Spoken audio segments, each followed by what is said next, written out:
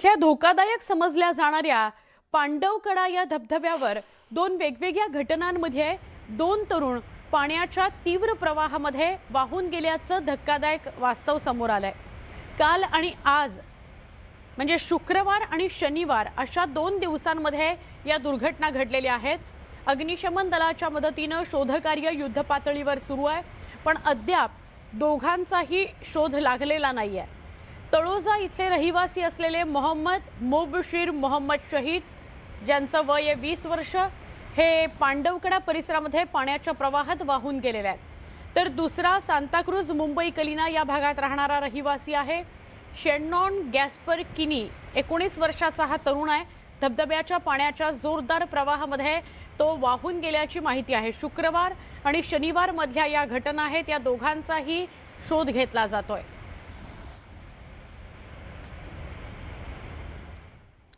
कोकणाला घाटमाथ्याच्या जोडणीसाठी मार्गावरचा आंबेनाळी हा प्रमुख घाट आहे, पण सततच्या मुसळधार पावसामुळे या आंबेनळी घाटामध्ये दरड कोसळण्याच्या घटना वाढलेल्या आहेत। या पार्श्वभूमीवर प्रशासनाने 7 जुलैपर्यंत या घाटातील वाहतूक बंद करण्याचा निर्णय घेतलेला आहे। त्यामुळे प्रशासनाच्या कार्यक्षमतेवरही प्रश्नचिन्ह निर्माण झालंय।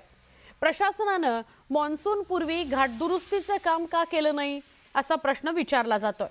दरम्यान प्रशासनाने कोकणातून पुणे आणि साताऱ्याकडे जाणाऱ्या वाहनांसाठी माणगाव ताम्हिणी घाट तसंच पोलादपूर सातारा या पर्यायी मार्गाचा वापर करा अशा सक्त सूचना केल्या आहेत। आंबेरी घाटात दरड कोसळले तर आम्हाला 8 तास लाईनला उभं राहायला लागतं रस्त्यात ट्रॅफिक मध्ये, आणि वळसा म्हणून आम्हाला पुन्हा जायला लागतो। काय करायला पाहिजे? तर यासाठी सरकारने काहीतरी आमची व्यवस्था करायला पाहिजे ना। यात मध्ये आमच्या जनतेचं मरण आहे। रस्ते नीट करा। रस्ते नीट करायला पाहिजे। रस्ता एकदम खराब आहे, सगळं खराब आहे। पूर्ण रस्त्याने खड्डे पडलेले आहेत। आम्हाला गाडीला जाताना कुठे गाडी खड्ड्यात पडतोय, काय करतोय, ऍक्सिडेंट होण्याची किती भीती, किती ऍक्सिडेंट झाले आता रस्त्याला। रत्नागिरी आणि सातारा जिल्ह्याला जोडणाऱ्या रघुवीर घाटामध्ये पावसामुळे ठिकठिकाणी भूस्खलन होत असल्याचं बघायला मिळत आहे। तसंच घाटातील रस्त्याचे कठडेही तुटलेले आहेत।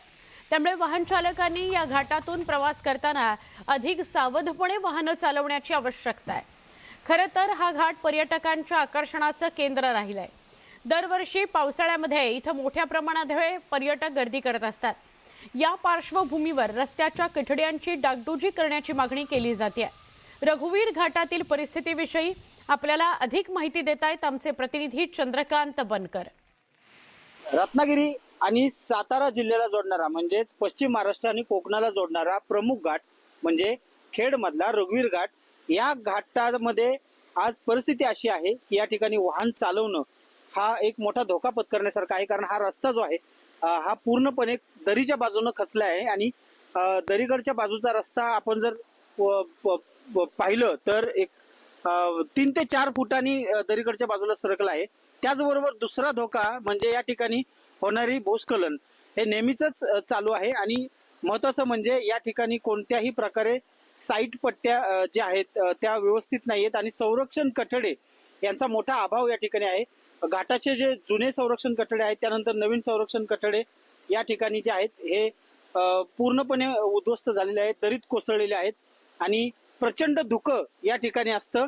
या प्रचंड धुक्यामधून गाडी चालवणं आणि जराशी सुद्धा एक चूक ही या ठिकाणी वाहन चालकाच्या आणि प्रवाशांच्या जीवावर बेतू शकते।